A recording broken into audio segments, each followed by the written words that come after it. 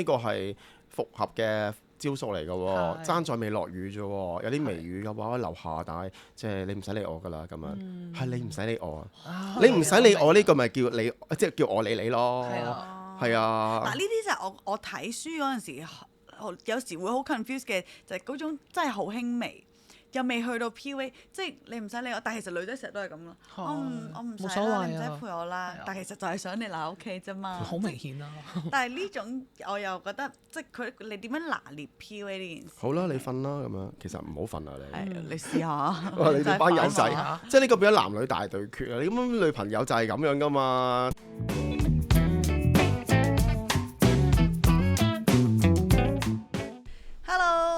又翻嚟幾支愛情學院啦，繼續有小同學、康同學同埋我鄭同學同大家一齊傾下愛情啊！今日呢個話題呢，我會覺得係有少少沉重嘅，但係我覺得今次可能就未必大家都經歷過嘅，因為我覺得係幾難走出，因為我哋講恐怖情人啊，或者係一啲可能譬如有少少關於暴力嘅一啲話題啊，或者係情緒勒索啦。其實我覺得情緒勒索呢個反而 common 啲，因為其實係輕微或者嚴重。其實輕微呢，可能日常生活中一啲溝通已經會出現㗎啦。我就真係要自己自首先，因為首先雖然寶寶係好善解人意啦，同對人好好啦，但係都好容易情緒勒索嘅，所以我係會㗎。即係你負責施以情緒勒索的人。係啊，係啊，我好即係當然我都知係唔啱嘅，但係點講呢？即係我嘅表達會容易去嗰個位咯，即係會有陣時發脾氣啊，嗰啲冷暴力啊啲嘢，總之我施以嘅即係可能對另一半都好啦，都會容易咯。即係你會唔會以為自己係情緒勒索咋？你可能未到嗰個嘅程度喎。咁我都有計算噶嘛，即係譬如可能佢唔知做乜嘅時候，我就會去到某個位先少佢咯，係啊，先少。即係我會有嗰種係佢，即係譬如可能即係我知道何謂情緒勒索嘅，即係譬如可能其實佢可能去玩去成嘅時候，跟住我突然之間去 send 張相俾佢，唉你又好啦，玩唔開心，唉我喺度整啲乜乜啦嗰啲咧，即係要令到佢成日 turn down 嗰啲嘢。其實係好輕微嘅啫呢種就，但係我覺得睇下其實剔嗰人點樣，因為我自己幾有研究情緒勒索呢樣嘢，係我哋犯罪心理學嘅喎。一嚟啦，二嚟係我中意讀啲心理學嘅，所以我之前睇咗一本書就係叫情緒勒索啦 ，exactly。佢有一樣嘢講得幾好，就係其實同即係好多唔同嘅嘢一樣，就係一隻手掌拍唔響。情緒勒索都係嘅，即係一個係施虐 S 係啦，都係一樣啦個意思。S 同 M 就係你接受嗰個人嘅情緒勒索嗰句説話，你即係同可憐之人都一樣。你接受，你剔咗，咁佢先至可以施虐到㗎嘛。即係其實你 say no 係啊，你 say no 其實佢冇情緒勒索到你，所以係咯，一隻手掌拍唔響。即係個對等咯，變咗幾有趣，難怪咪後咧，卡莉同學係非常之雀躍咧嚇。開始呢個題目，呢個題目係難嘅，因為因為呢個題目而撳咗呢條片或者 podcast 嘅朋友，即係可能一定係面對呢個情況而係被情緒勒索的人。嗱，你有呢個意識好叻㗎，因為咧通常被情緒勒索嘅人咧係唔知道自己被情緒勒索，甚至會用自己嘅方法合理化對方不合理嘅行為。即係話佢已經夠慘啊！我點解唔花多啲時間，或者我唔多啲忍耐呢？其實佢呢咁樣嘅做法已經係一個讓步啦。我應該要再讓多啲，唔好打擾佢。唔見一個月咪唔見一個月咯，咁樣。因為呢身在個 PUA 當中呢，其實真正 PUA 嘅身在 PUA 當中，真正 PUA 你嘅人呢，其實唔係嗰個人嘅，有機會係你自己合理咗自己先嘅。同埋當然啦，亦都有惡者啦，惡者就係嗰人係我係擅於呢樣嘢。我善於即係知你食，即係你係會食住你咁所講，你中意呢樣嘢，或者你係呢個咁嘅人，咁你就食住佢咁類似。咁我因為咧點解講呢個恐怖情人咧，就係即係可能好多我自己其實咧就好唔中意睇嗰啲 video，但係最近都真係不約而同睇到好幾條，就係真係會見到係打咯，真係會係可能打頭啊。即係會係，即係嗰種襲擊係好似想攞咗佢條命嗰種嘅時候，即係唔係一種普通嗰啲，即係可能嬲兜巴星嗰啲。即係有時候我就會諗點解一個關係係由愛開始，但係要咁樣去到呢個地步咧？即就算好似啱啱你所講咁樣，就算有一個人佢真係佢係肯係 M 咁啦，被打都好啦。但係我會諗，哇！即係如果你打落去嗰下，其實即係因為其實嗰啲 video 你見到嗰個人已經一定唔係第一次咯。係依純熟到，即係你明唔明啊？然後嗰個我就會諗，哇！即係然後我都真係發現有幾多人係真係會忍㗎。我認識有個，我近排認識咗一個新嘅好朋友，即係跟住佢呢，就即係都面對咁嘅情況係咁嘅，就係個男仔呢，就對佢係即係施以暴力，拳打腳踢。咁啊，跟住佢將嗰個情況即係柔柔地講翻俾我聽嘅時間呢，佢仲會加多句，其實佢都唔想㗎。係啊，其實佢都唔想，佢都好有壓力先會咁。我聽到嗰時眼都突埋，即係我會覺得，喂，大佬你唔好好人到咁樣得唔得？同埋你唔好情緒勒索到自己係咁樣先得，咁樣先得㗎。但點解會有呢個想法咧？即係佢會覺得佢都唔想，但係打咗㗎咯喎。係咯。但係我覺得係你，因為你愛嗰個人啊嘛，即係其實我覺得愛呢個字就係嗰個核心咯，因為愛就係盲目，即係。你只會想佢喺你身邊，佢做任何嘢，即係其實 even 係出軌都係㗎。可能我自己冇做好我要做女朋友嘅本分咧，所以佢先會去揾第二個咧。我會做好啲，即係或者係佢喐咗手啦。可能頭先我講嗰句嘢刺激到佢咧，所以佢先至會喐手。即係我覺得就係嗰種。愛到麻木嘅時候，你淨係希望佢留喺你身邊，你就會用所有嘅原因去怪罪自己，令到繼續 stay 喺呢個關係度咯。因為你唔想走啊嘛。呢個就會令到我啱啱所講啲 video 會出現，就係由開頭可能係即好似咁樣，可能打，開慢慢地，因為自己不斷怪自己，就不停咁抬高佢，就會好似我嗰啲 video 又打頭打到癲咗啲咁樣咯，去到。我哋可以好有條理地去處理呢個題目嘅，因為由一個實質嘅暴力到言語嘅暴力，我自己會覺得言語暴力比實質嘅暴力更勁添嘅。係啦，咁當然啦，頭先我分享我近期識嗰個好朋友呢，我都好感激佢呢個叻女嚟嘅，佢短短1個月俾我覺得哇！即係眼前一亮，佢係越嚟越好嘅，佢已經走出咗嘅，走出緊，係啦，係好困難嘅，我知道。咁但係呢，喂，你去到打喎，喂，一個人點解要用手打？係一個好原始嘅做法，就係我而家呢就好嬲，跟住呢我就打你，透過我唔可以用言語嚟羞辱你達到極致，我要用拳嚟打你，腳嚟踢你。嗰個人係一個野蠻人嚟㗎，即係只要有打第一下開始，我就覺得不能原諒。男人係唔應該打女人嘅，即係最基本，因為呢個係一個生物上嘅優勢嚟㗎嘛。男人係有一個力量係大於個女人，所以呢，當一旦出手呢，而且呢，呢個係一個傳染性，一有第一次就會有第二次。第一次我搞得掂呢件事，第二次就兜把聲，同埋呢件事好似彷彿係一個係室內發生嘅嘢，係我嘅世界，你就係應份俾我打嘅。打下就慣㗎咯。而被打嘅人如果係唔作出去反抗或者一啲嘅不妥協啦，係啦，係危險嘅，我會覺得係危險。所以其實如果即係鏡頭前邊有一啲嘅讀者、觀眾、歌迷嘅朋友係遇到咁嘅情況呢，真係要諗一諗一段愛當出現拳打腳踢嘅時間。這是冷門節的愛啊！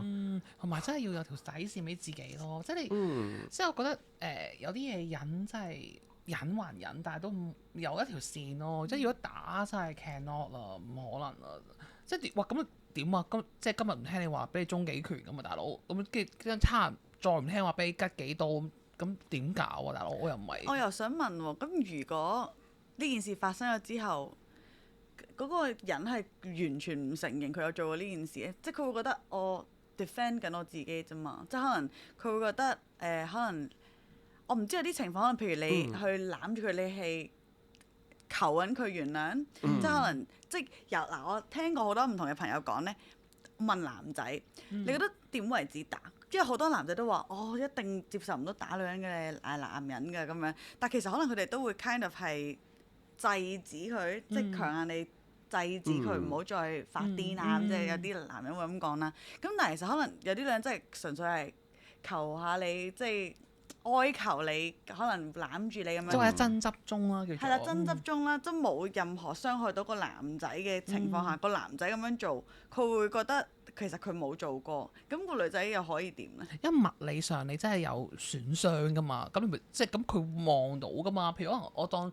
即係唔小心，你拱咗之後撞咗埋牆，我塊面瘀咗，咁咁你幾唔承認都好，咁呢個點嚟㗎？唔通我自己浮出嚟嘅咩？係咪先？即係佢知道呢一個係個 mindset 咯，即係佢唔可以唔認㗎嘛？係咪先？佢唔可以逃避咯。係啊物理上嘅問題啱啊，咁你自己做唔到啫嘛？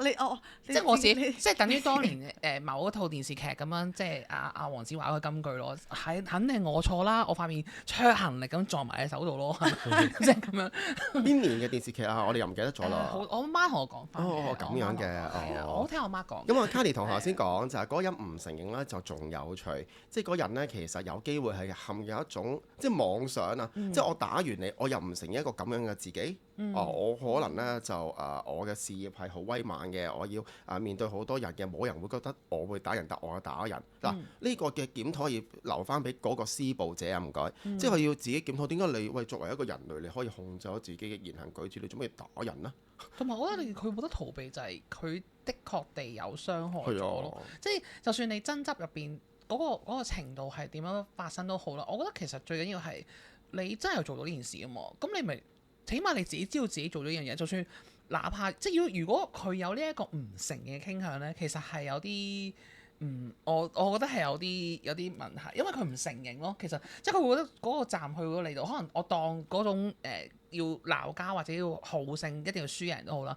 咁但係去到呢啲位，如果大家對方係有受傷嘅話，咁其實係咪自己都應該要諗一諗？喂，我都有份做成件事嘅時候，咁我哋依家唔係喺度追究緊，依家唔係法庭咁啊，唔係判咩情況？只不過係你嗰個人自己都要知道。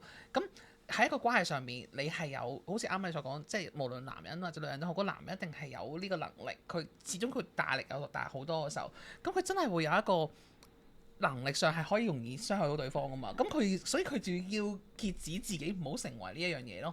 咁呢個先係個底線咯，你明我意思？我哋先討論就係咧，唔係一種話互相糾纏而產生係咪俾人打嘅誤會先，而係一個男以強勝弱嘅情況下欺凌另一個女生，但係又唔俾對方走，你係我嘅另一半，我而家打你唔係趕走你，而係我係對你施暴啦。但係咧有個好有趣嘅特點，至少我處理過。咁我以前做地區工作㗎嘛，我會見好多唔同嚟揾我求助嘅人。試過有個太太真係嘴係瘀咗㗎，好明顯咁佢啱啱落到嚟就喺我個一個工作嘅地方同我見面。當我聆聽到一半都未聽晒個故仔，佢個男人就落咗嚟，大概就一入到嚟呢，就喝咗一聲就話做乜嚟呢度？跟住佢嗰個男人望到我。咁然後我望住佢呢，個男人就開始縮沙啦。對外邊嘅人呢，就非常之啦即係非常之弱小，即係完全係咧縮頭烏龜。但係對住自己一個喺自己嘅世界裏邊可以絕對控制、操控到嘅人呢，就任意去施暴。呢個呢，就係物理上。即係嗰個恐怖情人嘅情況，所以我會覺得呢，即係我去跟進嗰時呢，我判斷係當你有第一次、第二次、第三次，我當你事不過三啦，即係你要原諒佢都好啦，3次都夠啦，係嘛？係啊，quota 用咗啦，真係。係啊，我唔知有幾多朋友有緣聽到呢個 podcast，但係遇到呢個情況嘅話，真係要考慮遠離佢㗎啦，因為佢真係危險咯。係啊。可能已經係遠離唔到啦，危險到遠離唔到都要遠離，因為人生係你自己嘅。我覺得遠離唔到，即係拉開距離先咯。即係可能大家咪冇咁多衝突啊，或者冇咁即係如果。咁講真，好老實講，香港咁細，咁又真係有而咁容易，就係因為嗰個空間相處上面，咁可能真係有人輕嘅時候，佢話：喂，我哋住喺劏房，但係我點離開啊？然後我又冇錢冇剩嘅時候，咁但係我覺得首先就如果你真係知道佢有呢一個嘅傾向，或者佢真係有咁嘅情況嘅話，可能第一步就係唔好同佢起太多衝突先。即係短期內就係我可能大家減少咗少相處咯，即係譬如可能。除非即係當然，如果去到佢又要管束你，一定喺度責嚟嘅，咁咪再即係喺自己嘅行為上面，盡量去少刺激佢先咯，而令到自己安全啲先，呢個係第一步，我覺得要。咁然後可能即係當然啦，你拉開到距離之後，咁然後你自己再揾到人嚟去求助，或者你真係可以揾到其他地方走到咁嘅走啦，走唔到先，我第一步都要拉開咗嗰個。大家之間，即係你唔好以為你自己可以改變佢啊，去打下就會唔打啊，千祈唔好咁咯。基本承認問題先嚇，承認咗首先第一嗰人係打你嘅，唔好有家醜不外傳，呢個就好實際嘅東西。咁但係當然啦，頭先我都講過啦，如果喺一個情感嘅角度出發，除咗用一個物理上攻擊之外啦，最慘嘅莫過於係一種凌遲，就可以日日喺度 PUA 你。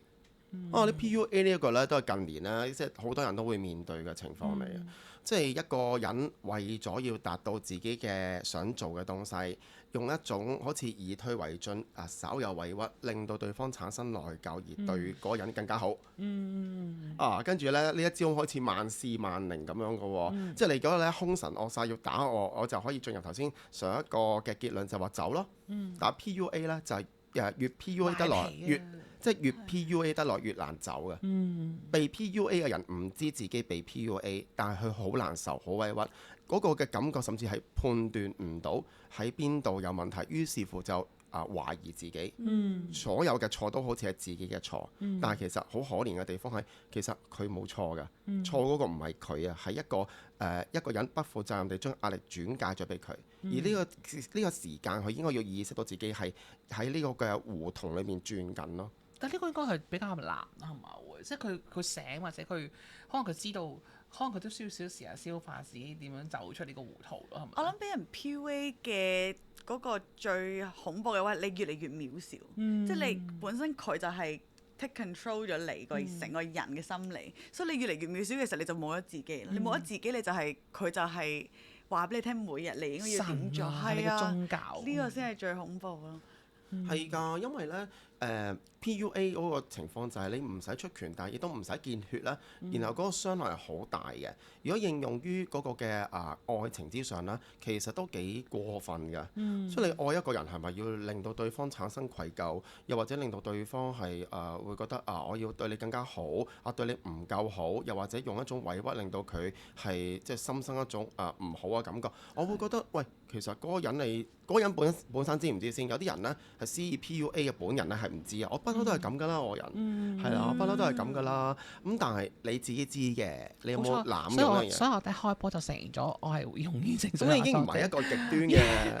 好彩啦！你已經冇極端㗎，你冇極端濫用呢一樣嘢啊嘛。但係我細個時候嘅，依家大個就唔會啦。都好唔同啦。我覺得近幾年咯，多咗好多人用呢一個方法，呢個招數。係，但係其實好似你話齋，其實可能有時操控人嗰個人咧係唔知自己有做到呢樣嘢。即係譬如頭先你話你都會即係可能佢嘅行蹤會唔會即係佢去邊會唔會需要係同你講啊？一定所有嘢要你知道晒。因為其實我覺得有唔同嘅，即係譬如我自己 case 啦，可能我係一個我冇安全感啫，但係我安全感唔係源於佢嘅行蹤嘅，我純粹係覺得我想佢重視翻我，即係可能佢譬如佢同我講話佢今日去邊度就得㗎啦，但係佢唔可以完全唔講，即係譬如全日係一個問號 question mark 我就唔得咯，即係譬如佢話我今日要去邊度，而佢唔得閒理我咧，其實我冇嘢嘅喎，但係當佢唔知去咗邊嘅時候，然後我亦都即係ignore 即係忽視咗，咁我就覺得呢樣我就會唔得咯。咁然後我嗰個唔得就係會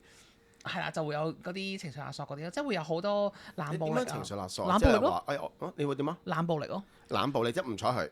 即係可能佢嚟到嘅時候，個氣氛都會好僵啊，或者大家唔出聲啊，跟住即係佢好明顯即係。可能你想點啊，成嗰啲，但係我都係唔會講嗰啲咯。你距離 PUA 高手人仲爭好多節。係絕對嘅，絕對嘅。我絕對唔係高手。我多謝你代入呢個身份，令到咧即係我哋嘅節目更加豐富先啦。因為我覺得搞笑嘅情緒勒索一個好神奇嘅地方就係咧，被情緒勒索嘅人不但止咧係會俾晒贖金俾綁匪，仲會照顧埋綁匪嘅起居飲食。係啊，又冇錯。哇！你有乜嘢唔開心，我幫你滿足晒佢，完全唔記得咗自己係被綁架咗喎。完全唔記得㗎喎，你身邊嘅朋友想氹佢啦，同佢傾偈嘅時間呢，即係佢不斷都會兜翻轉頭咧，就話其實佢都唔想嘅，其實佢都有難處嘅咁樣。係咪嗰個叫咩斯德哥爾摩症？斯德哥爾摩症候群。好似其實，我覺得個道理一樣。你面對咁當然啦，呢個係一個好特殊嘅例子啦，即係解釋下斯德哥爾摩症候群就係有個銀行嘅劫匪咁衝入銀行打劫，挾持好多人質，但係人質最終又企咗喺綁匪嗰邊、劫匪嗰邊嘅，即係呢一個亦都係一個好強嘅李強項啦，以往嘅一個例子嚟嘅。純粹係有少少依賴咗嗰個心理上依賴咗嗰個綁匪，即係你會開始同情佢，係咪其實佢哋有啲苦衷佢先會咁做？係啊，即係所以我覺得 apply 翻頭先嗰樣嘢就係。可能就係因為佢太渺小啦，俾人情緒勒索到，所以其實佢就會淨係會想聆聽到你講嘅説話，因為佢覺得你 kind of 填補咗佢個心入面個窿咯。同埋我估咧，啱啱個 case 成立咗原因係因為通常呢一種恐怖情人或者呢一種嘅情緒，即係或者呢個情緒勒索或者咁樣嘅相處咧，都係好單向性，即係可能佢得兩個人㗎咋，即係永遠都係個男朋友同佢咁樣，然後而嗰個被即係可能被 PUA 嗰個就會係因為佢長期都冇任何社交啊嘛，咁佢所有嘅人生生活都係圍繞住嗰個人咯。咁而家佢咪會更加難走，都話啊，即係好似啱啱所講咁樣，佢由朝到晚都係同佢一齊相處，或者所有嘢都係圍繞住，好似月球同地球嗰方面咁樣嘅時候，咁突然間你可能點解佢會有一個咁嘅心態產生咗個斯德哥爾摩候群症都好啦，就係佢覺得因為要去離開呢樣嘢仲難過死啊，你明唔明？所以覺得唉，俾佢打幾錘仲慘過，即係都仲好過離開佢咯，因為佢已經覺得個世界冇可能冇佢咯。果然係有讀過犯罪心理學啊！即係用一個例子，呢個係似嘅，同埋我都同意就係呢，仲要留意PUA 咧有好多唔同人使用，唔一定係情侶之間。我同你講我 single，你中意我，我留住你，但係其實我可能有其他人，我唔知有一個正常嘅男朋友啊，正常嘅女朋友啦。總之我有方法令到你唔追問我。你話我真係好攰呢段時間，即係我希望你體諒我啦，我唔係唔覆你住，但係其實可能係你忙緊其他嘅時間分配嘅都得。即係呢個 PUA 嘅意思就係令到一個人心甘情願地做委屈的事。係啦。然後看在他人嘅眼中見到呢一幕呢係會心痛嘅，即係嗰個如果係我哋嘅朋友嘅話，梗係想幫佢解啦。但係呢，要解呢個嘅情緒勒索，一定要由本人開始，係佢意識到自己唔應該再咁卑微。有咩即係從邊個時間開始，你要將自己排到咁後，係排喺嗰個人嘅後邊，而且好遠嘅後邊，一切以嗰個人為先。嗰個人稍一有少少唔開心，就係你嘅責任。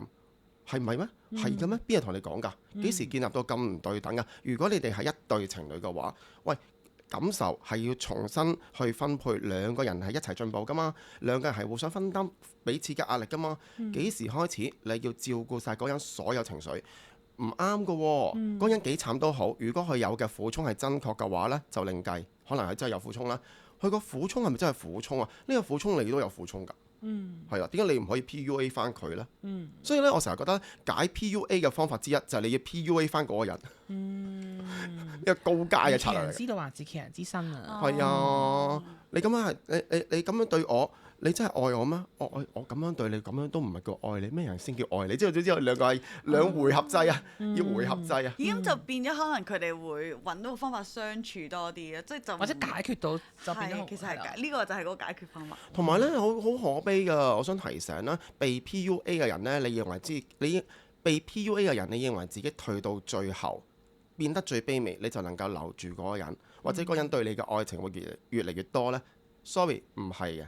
十居其九嘅古仔係，當有個人係可以將你呢係掌握得如此，即係中意你行東啊行東，行西啊行西嘅話呢，佢對你嘅依賴係少咗，佢對你嘅愛亦都會逐步減少，直到有一日你會變成佢嘅習慣可有可無添嘅，即係佢中意你嚟就嚟，唔中意你唔嚟就唔嚟。你擺到咁後呢，你以為佢即係會等到佢回心轉意，你會等到佢回心轉意呢？唔得嘅。我覺得唔會有人成功令到一個自私地施用 PUA 嘅人係可以回頭，甚至要回頭都唔係你會成為佢一個經驗。當有一日呢個 PUA 嘅人去到極致嘅時間，嗰人真係頂唔順離開咗，嗰人竟然平安安全地離開，呢個人就開始思考自己呢種相處嘅方法係咪唔啱呢？我係咪仲好似細路仔咁樣啦？要人哋照顧我感受啦，我咪應該大個少少啦，再遇到下一個人，要咁樣先可以解到嘅。所以其實係好複雜嘅問題嚟，每個故事都唔同嘅，仲要係咁。所以呢一個呢，亦都近年新興呢。我自己寫愛情小説、愛情散文，我都覺得呢一個係好難解。但係呢，你第一步要知道，你要知自己係咪被 PUA 嗰個。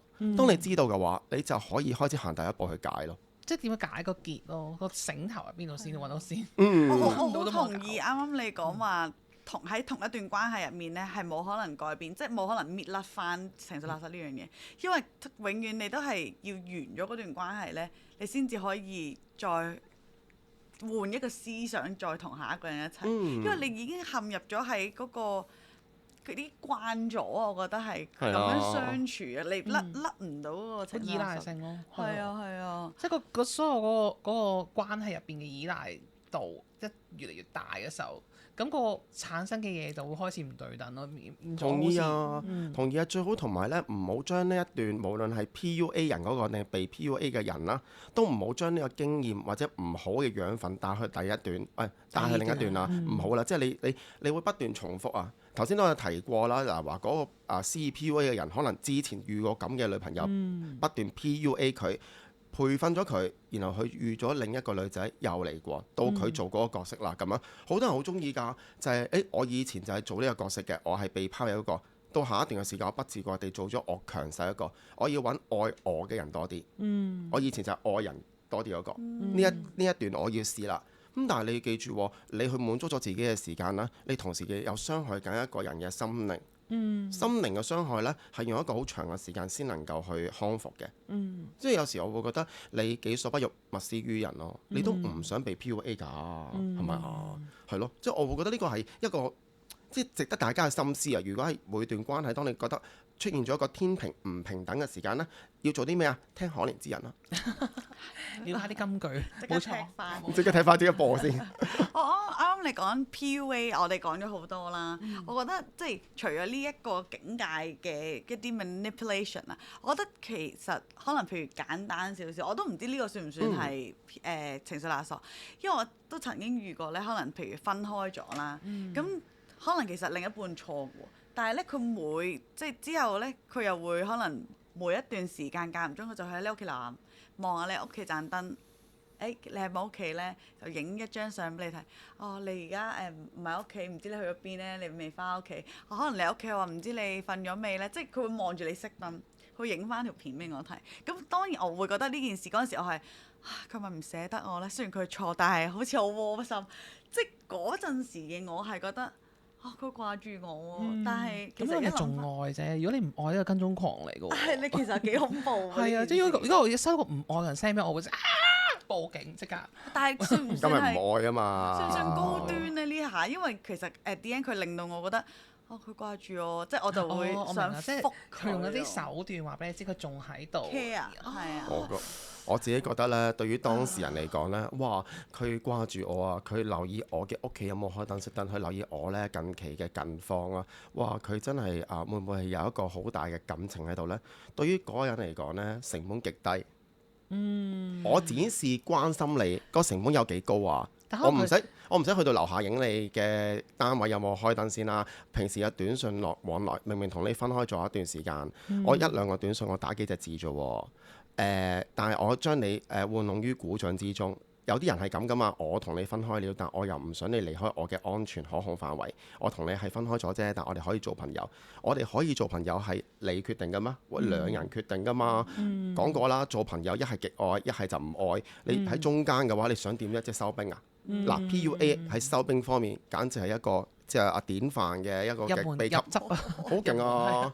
喂，你任何施以收兵嘅人嚟講，一定係有一個極強 PUA 嘅底質咯。係啊，佢可以令到嗰人唔追問你嘅 status 啦，令到嗰個人體諒你嘅情況。係啦，我有男朋友，但我都可以中意你㗎，咁乜都得㗎喎。咁直接嘅咩？當然可以換句説話啦。嗱，PUA 咧其中一個咧就係語言藝術，好舒服嘅，即係話我而家的而且確係有個人喺側邊，你願唔願意等我啊？如果你真係中意我，你願唔願意等我3個月啦？3個月之後咧，可能又另一個古仔嘅。總之令到嗰件事咧，又變翻相逢恨晚啊！咁我哋可以變得好人生嘅，但係其實咧，我就覺得呢啲都係一種傷害嚟。係啊，有啲人會好濫用咗一啲漂亮嘅句子，男生比較叻啦，女仔要保護自己就係一個咁嘅情況。清醒啲咯，成本好低啊嘛！我走入你嘅世界。清醒啲咯，即係個下邊嗰個燈嗰度唔好啦。如果我係你就即刻即 block 佢咯。盲目啊嘛，喺嗰個咁戀愛嘅關係。換窗簾啦，遮住佢。或者換個櫃嘅窗簾喎，對外啊，閂窗嘅時候見到啲櫃咁咯。我記得嗰陣係真係我會特登閂，因為已經試過幾日都係咁樣 send message，我直接閂咗個窗簾，然之後佢就有再影啦。其實我喺屋企嘅嗰下，但係佢話你閂個窗簾即係你唔係屋企，係啦。然之後嗰下就忍唔住覆話唔係啊，我喺屋企。哦，跟住咧，咁你即係你都想，唔係啊，你都想有一齊翻㗎。哦，係有一齊翻，即係我就即係個話手段啫。嗰個係中做到咗㗎，係真係佢令到你會覺得咁係嘅，即係如果咁你仍然咁，其實佢做呢個行徑，佢都應該知道你仲中意嘅。佢想話俾你聽，我而家花時間日日都喺屋企樓下，跟住你又開咗呢個成本真係好啦，你都會願意喺屋企係等我嗰啲嘢咁樣，咁你咪中招咯會。我覺得頭先鄺同我講嗰個成本呢樣嘢好好，因為我都唔係好記得 exactly 嗰個成句嘢係咩，但係我有聽朋友講，可能有時男人要做呢啲嘢嘅成本好低，但係啲女人好 fall for 呢啲低成本嘅愛，但係其實你真正感受嗰個人係，咦？咁呢個都係行為，咁應該係你點樣去感受到佢係咪真係錫你或者愛你咯？因為如果真係係錫，但係如果真係錫同埋真係愛嘅話，咁你真係會感受到嘅喎，佢真係會意你行先咯。但係其實頭先講嗰啲喺樓下影張相，我都以為係愛㗎，但係其實好似你都唔係哋講低啊成本。嗱，你聽個古仔先。頭先你個古仔咧就係一個復合成功嘅古仔嚟嘅，係啦。呢個係咪 PUA 咧都有待爭議，因為咧 PUA 咧係一種惡意嘅、攻擊性嘅、唔舒服嘅。即係佢係可能你個 pace 如果演變成 PUA 就係你仲未熄燈喎嘛，你仲未閂窗簾喎，你捨得瞓未啊？即係嗰啲咁樣係咪啊？即係要嗰種幾多點啊？你仲唔閂燈，仲唔瞓咁樣，即係要用控制咁樣咯。快閂燈瞓覺嗰啲咁樣，即係咁樣。如果真係 PUA 係呢一種啊嘛，就唔係啲你熄燈啊，我首先啊，咁嗰啲，即係你都係 sweet 好似有愛意咁樣。但係如果真係 PUA 就早仲唔瞓啊，即係你頭先呢個係復合嘅招數嚟嘅喎，係爭在未落雨啫喎，有啲微雨嘅話樓下，但係即係你唔使理我㗎啦咁樣，係你唔使理我啊，你唔使理我呢個咪叫你，即係叫我理你咯，係啊。嗱呢啲就係我睇書嗰陣時，有時會好 confused 嘅，就係嗰種真係好輕微，又未去到 PUA，即係你唔使理我，但係其實女仔成日都係咁咯。我唔使啦，你唔使陪我啦，但係其實就係想你留喺屋企啫嘛。好明顯啦。但係呢種我又覺得，即係你點樣拿捏 PUA 呢件事？好啦，你瞓啦咁樣，其實唔好瞓啊你。係你試下。哇！你哋班友真係仔，即係呢個變咗男女大對決啊！你咁女朋友就係咁樣噶嘛，但係呢個係咪又係 PUA 咧？你可以話初層咯，即係我情勒一個男朋友，我成日會覺得情侶之間如果有輕微嘅PUA 係 OK 嘅，都唔知啱唔啱咁樣講法，即係相處啫，係啦，即係相處。但係你唔係啊嘛，頭先講緊有一種就係你犯咗錯，或者我傷害咗個人，我用一個方法嚟令到你個傷口咧係被遮蓋。你明明已經俾我即係打傷咗，有瘀痕嘅，我揾啲化妝啊粉底幫你遮咗佢。嗰個粉底本身就係嗰個 PUA 嘅技巧，係啦。然後咧千錯萬錯都唔係我錯，我都有苦衷，我委屈。喂，好似係。論委屈度，我排你先好多倍啦，但係點解你講委屈在先嘅咧？即係好得意啊！所以咧，我會覺得有好多人咧喺呢種嘅關係裏邊咧，最終嘅結局都係係會唔開心咁結束嘅。然後咧，但係最慘係咩咧？最慘就係一陷入呢種關係啦，唔係以月計嘅，可能係以年計嘅。係以年計，唔知點解咧，身在其中而走唔出。你隔一兩年問翻佢咧，你仲係咪中意嗰個人啊？嗰個人其實可能已經另外有女朋友，係啊，都仲係中意佢。點解啊？係嘛？佢有軟弱嘅時間㗎，佢嘅另一半唔明白佢㗎，佢同我係相逢恨晚㗎。邊個同你講㗎？佢同我講㗎。一啲即係浪漫細語啊，係一啲關鍵時好溫馨啊。Sorry 啊，佢咪擁有緊一個正常的關係，又擁有你。佢梗係齊人啦，又翻嚟啦。咁但係被 PUA 嘅人又諗，咁你嘅青春係有限㗎嘛？你咪要繼續先。嗱，呢就會想翻大家可以有興趣咧，睇翻我哋第4集。係冇錯，就係第3集，我哋咧有一個深入嘅討論嘅。咁但係我覺得咧，就係你一定要察覺到自己係咪被 PUA 嘅人，同埋第一步咯，施予 PUA 嘅人唔該檢討下自己先咯，係啦。呢個都第一啦，你要即施予嗰個人要自己去檢討。但係我覺得頭先你講嗰一樣嘢就係。即都係嗰個一開始我哋講話一隻手掌拍唔響，即係如果嗰個被 PUA 嘅人呢，其實佢察覺到佢可以走啊嘛，佢可以 say no 啊嘛。頭先你講嗰樣嘢就係我唔想你出街啊，你即係話你出去啦，你中意玩你玩啦。咁如果有啲男朋友可能係。真係心甘情願，我覺得我愛你，所以我唔緊要啦，我留喺屋企陪你啦。咁樣又真係冇成立到 PUA 呢件事喎。但係如果佢係委屈，地去留喺度陪你，咁呢件事咪成立咯，其實。咁但係委屈嘅時候，佢個樣都應該唔會好受啦嘛，即係佢。但我覺得一人讓一步咯，其實即係有可能，譬如我5次有1次，我好愉快地好啦，我唔出去啦。但係 versus 你5次其實都好委屈地留喺屋企，而施與 PUA 嗰個人係冇體諒過或者冇去欣賞過佢其實有留過喺屋企呢件事，咁其實就成立係啦，情緒勒索呢件事就會一路走落去。因為嗰樣嘢係一個藍本嚟㗎嘛，你就不斷咁引嘅時候，對方不斷咁講咯。真係慘啊！要成立一個 PUA 嗰個嘅討論啊，個辯論都好闊嘅。但係另外都仲有一種咧，就係我認為自己咧委屈至極，委屈到極致，一次又一次咧，會換到嗰個人回頭更中意我，可以翻返去咧呢段戀情嘅最初。跟住咧心裏面默念住自己委屈咗幾多次。但係其實咧，老實講啦，你嘅委屈咗好多次，可能係某啲嘅讓步啦，有某啲嘅忍耐啦，某啲嘅容讓佢自由啦。你問翻嗰個人本人，你覺得自己係咪被忍讓咗好多次啊？佢可能會覺得有咩？係啊，係啊，你自己甘於陷入嗰個委屈至極嘅角色，但係冇換來任何東西，全部都係你嘅內心小劇場。但係你又好辛苦。當你好辛苦嘅時候，講俾你嘅另一半聽嘅時候，另一半問好，即係當係並沒有出現過任何施以 PUA 嘅狀態，即係冇嘅呢段關係。但係咧，零零舍舍嗰個人呢，就好似自己陷入 PUA。嗱，有呢個情況，我想講，又係好鬼可憐嘅。所以咧，有陣時我會覺得，你建立一段健康嘅愛情，嚟自安全感、信任，你一種嘅互動同行，當然可以好闊啦。當中安全感係左右住 PUA 與否嘅。你有安全感嘅話，你何須去 PUA 人啦？又或者何須被 PUA 啦？而有 PUA 嘅存在，一旦用過呢1、2次嘅絕招，覺得 work 就好似毒癮一樣。施以 PUA 嘅人又唔承認自己 PUA，被情緒勒索又唔承認自己被情緒勒索。咁你哋會陷入一種好難行嘅進步，係好難進步。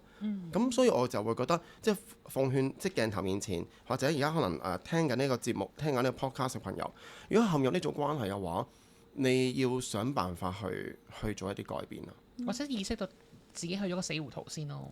係啦，係啊，唔一定要分手嘅，但係你一定要去交代一啲嘢，其實咧，原來我不自覺地下下都係會將自己擺咗喺嗰個人嘅後邊先嘅。你可以咁擺，但係你唔係下下噶嘛。同埋你係唔開心咁擺，你開心咁擺係另一件事喎。唔開心咁擺，你係咪次次都能夠應付到呢種壓力呢？我好有疑問咯。不過我覺得最重點就係，如果你嘅人身安全或者你真係遇到一啲暴力嘅對待嘅話，即係我哋真係。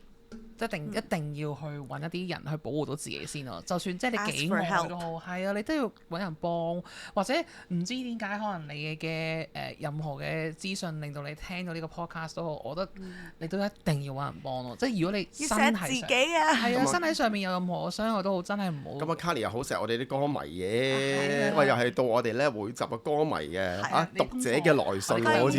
因為啱啱講呢一個話題咧，我覺得有一個都幾係有 related 嘅，就係佢話咧，每次佢女朋友去邊咧，唔係應該佢嘅意思係佢每一次去邊，佢都要同佢女朋友申請先有得去。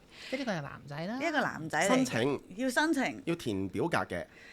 係可能用心寫咯，係啊，用心申請喎，人物、時間、地點啦，我覺得呢個其實可以唔批核嘅喎。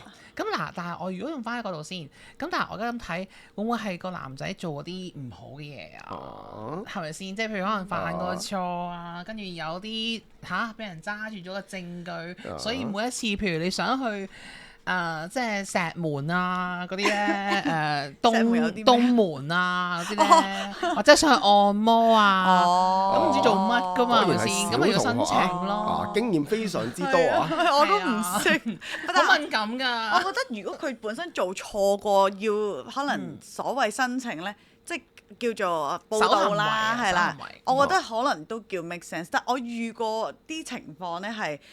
點解要申請呢？即係或者點解要報備呢？就係同分享好唔同嘅喎。你報備係你話俾佢聽，你喺邊，你幾時到呢樣嘢啦。我發現有啲人呢，原來係要你講俾佢聽，你喺邊度幾時到呢件事咧，令到佢自己有自己嘅空間去做自己要做嘅嘢。哦，即係可以唔重疊，即係譬如係即係你喺邊度啊？我係啦，小心啲啦。哦，你而家係沙田，好，我即刻約嗰個去尖沙咀咁樣。我遇過呢啲情況，但係唔知你嘅 situation 係咩啊？咁但係我覺得都少少 red flag 嘅，其實係同埋因為佢嗰個問法話要報備嘅時候，除非即係你明唔明？要申請係啊，你申請嘅時候，咁我覺得嗱，即係以翻一個。即係大家溝通嘅時候，我覺得一定有啲鬼喎！即係你唔係啊，其實我女朋友都好惡啊，即係佢成日都唔俾我周圍去㗎。即係我咁就話啫。但係如果你有申請嘅話，通常應該係做錯嘢先要申請嘅。我覺得一個 scenario 啦。幾得意啊！嗱，至於嗰個嘅個故事背景唔係太齊整啦。咁但係其實咧，所謂報備咧講出嚟嘅時間咧，嗰個人都覺得係相對負面啦。我唔中意報備，但我要報備，即係好似家長日咁樣，要交代晒自己嘅行程咁樣啦。咁但係一對情侶如果相處得舒服嘅話，第一係會自然地講述噶嘛。即係我嗰日我會去海洋公園咁啊，同啲同事咁樣即係如果你信任嗰個嘅力度係夠就 OK 冇問題啊。尤其是人係有自己噶嘛，你有自己嘅社交，有自己嘅生活噶嘛，嗰個係平衡嚟㗎。既有自己嘅世界，但係又可以容讓對方有一個足夠嘅安全感、信任，令到對方舒服。嗱，呢個係一個鍛鍊，會唔會有咁神奇嘅關係啊？有啊，十居其九。你問大家拍過好幾次拖，遇啱咗人啦，咁你就會有呢一種嘅相處㗎啦。咁所以你頭先話呢位小哥咪去啦，面對就話我要報備，我要申請啊。咁唔知你係咪以前做錯過嘢，或者被破壞過信任啊？好鬼慘㗎！你信任一旦被破壞過一次呢，嗰個裂痕係會不斷擴大嘅，要修補嘅，要想辦法。如果係做錯過嘅話，咁但係如果你話唔係嘅，嗰人純粹係因為安全感不足嘅，咁咪增強對方安全感咯。俾大家知道世界嘅運作咯。即係嗱，如果我有一次唔記得報備，或者報備漏咗，會嗌交嘅，咁其實兩個人都唔開心㗎喎。咁會唔會係大家可以透過溝通而去即係了解去修補呢件事呢？咁啊講到溝通呢，就有咧第二集呢，我哋都有溝通。我哋呢，我哋幾子愛情學院開始進入呢，就係會一樣嘢都可以即係有個好系統性，我哋有討論過㗎嘛。有睇翻呢度上係啦，呢邊。係啊，記住睇翻第二集我哋講溝通啦。咁頭先鄺同學講得好好，因為我覺得報備同分享真係兩回事。即係我睇過好多唔同嘅 online 都分享過，就係一段關係點樣去 keep 住維係呢？係你係要學識分享 instead of 報備。which 呢一個呢，就我哋下一集呢都會繼續討論，同大家諗下我哋講咗咁多唔開心嘅一啲戀愛話題，我哋不如諗下究竟一段關係點樣可以保鮮啊！我哋下次再同大家見面啦，再同大家傾下偈啦，拜拜。